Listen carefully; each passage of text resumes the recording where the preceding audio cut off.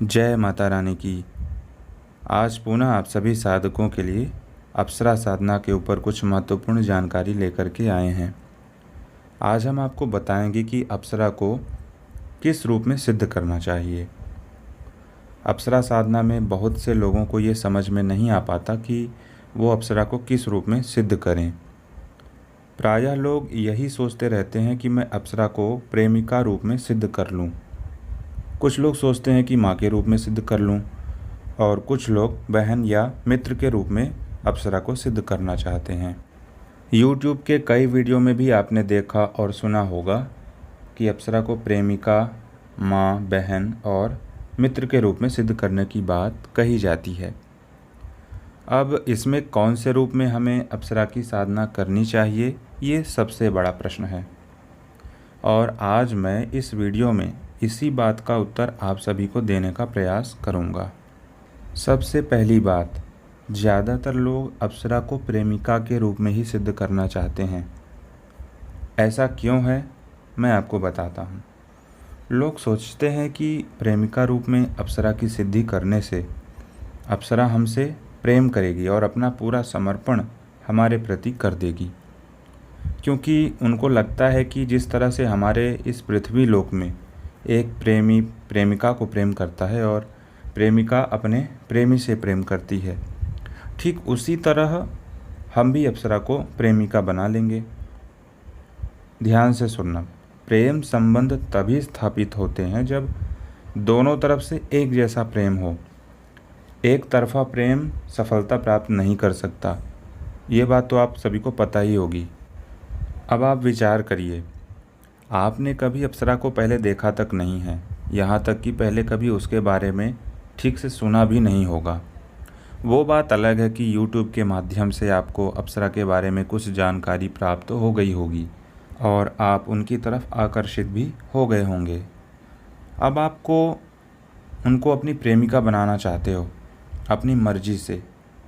ठीक है, ये अपने अपने विचार हैं कि आपको क्या करना है, लेकिन आपने कभी एक बार भी ये सोचा है कि अप्सरा आपको कभी अपना प्रेमी बनाएगी भी या नहीं बनाएगी?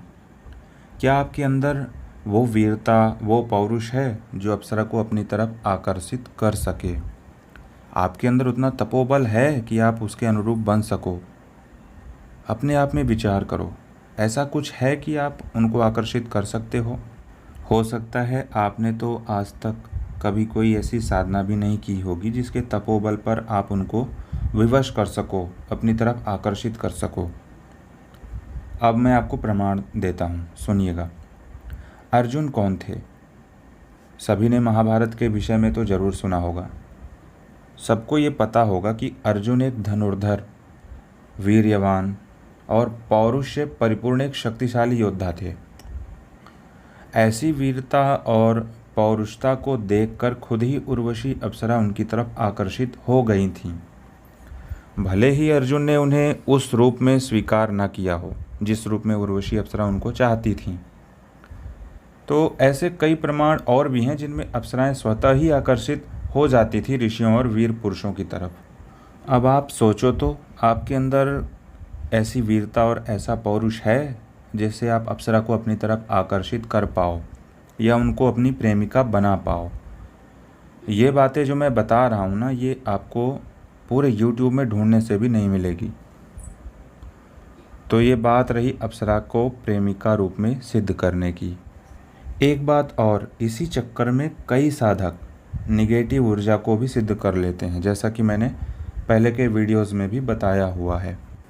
अब एक निगेटिव ऊर्जा यदि आपकी प्रेमिका बन गई, भले ही आपको उसके बारे में पता ना हो, तो एक प्रेमिका अपने प्रेमी के साथ क्या करेगी, क्या चाहेगी, ये तो आप खुद ही सोच सकते हैं, मुझे इसकी बताने की ज़रूरत नहीं है। इसीलिए कई बार साधक अप्सरा साधना करने के बाद परेशान हो जाते हैं और कहते हैं कि रात्रि में हमें कोई ऐसी ऊर्जा है जो संभोग करने के लिए परेशान करती है, और ऐसा हर रोज़ होता है, यहाँ तक कि धीरे धीरे उस साधक का तन और मन दोनों ही कमज़ोर होता चला जाता है। अब ऐसी परिस्थिति जब साधकों की हो जाती है और उनको यदि किसी सही गुरु का मार्गदर्शन या उनका सानिध्य ना प्राप्त हो तो उनका तो पूरा जीवन ही बर्बाद हो जाता है। ऐसे कई अनुभव मैंने साधकों के बारे में सुने हैं, हो सकता है आपने भी ज़रूर सुने होंगे। अगर अप्सरा को प्रेमिका रूप में सिद्ध करना है तो आपके अंदर वो समस्त गुण होने चाहिए, वो तपोबल होना चाहिए जो एक तपस्वी और वीर पुरुष के अंदर होते हैं। अभी तो आप एक अंधेरी परछाई से भी डर करके भाग जाओगे और बीमार पड़ जाओगे, फिर अप्सरा को प्रेमिका कैसे बना पाओगे? इस बात पर आपको विचार करना पड़ेगा, इस बात को समझना होगा आपको। दूसरी बात, अप्सरा ऐश्वर्य और भोगों को प्रदान करने वाली, स्वर्ग में देवताओं का मनोरंजन करने वाली होती हैं। इसके अलावा आप उनसे कुछ मार्गदर्शन भी ले सकते हैं जो उनके अधिकार में होता है। तो अप्सराओं में जो प्रधानता होती है इसके बारे में आपको अब पता चल गया होगा। इसीलिए माँ और बहन के रूप में अप्सरा को सिद्ध करना थोड़ा ज़्यादा कठिन हो जाता है और ज़्यादा समय भी लग सकता है, क्योंकि एक माँ का स्वभाव और अप्सरा का प्राकृतिक स्वरूप और स्वभाव दोनों ही पूर्ण रूप से भिन्न होते हैं, पूर्ण रूप से अलग होते हैं।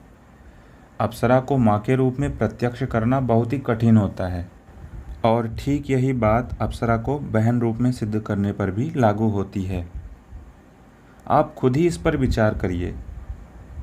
अब एक स्वरूप और है, वो है मित्र का। ये सबसे अच्छा होगा कि अप्सरा को मित्र रूप में ही सिद्ध किया जाए। किसी भी अनजान, जिसको हम जानते नहीं हैं, जैसे हम लोग कभी यात्रा करते हैं तो कई अनजान लोग भी हमको मिलते हैं, पर उनसे मित्रता भी बहुत जल्दी हो जाती है, भले ही हम एक दूसरे को कभी देखें तक ना हो। ध्यान देना, एक सच्चा मित्र आपके वो सारे कार्य सिद्ध कर सकता है जो आपको चाहिए। और दूसरी तरफ प्रेमी और प्रेमिका के बीच में जो संबंध होते हैं उसमें बहुत सारी चीज़ें ऐसी होती हैं जिसको निभाना ही होता है, जैसे शारीरिक संबंध इत्यादि। तो मेरी दृष्टि से अप्सरा को प्रेमिका के रूप में सिद्ध करना ठीक नहीं है, क्योंकि हमारे अंदर उतना तपोबल नहीं होता है कि हम उस रिश्ते को उनके साथ स्थापित कर पाएँ। बल्कि इससे अच्छा होगा कि अप्सरा को मित्र रूप में ही सिद्ध किया जाए, और यही हमारा मार्गदर्शन भी आप सभी साधकों के लिए हमेशा रहेगा। एक सच्चा मित्र आपके लिए क्या क्या कर सकता है इस बात को बताने की मुझे आवश्यकता नहीं है। आशा है आप समझ पाए होंगे। यदि फिर भी आपको कोई संशय है तो आप हमें कमेंट करके भी बता सकते हैं। जय माता रानी की।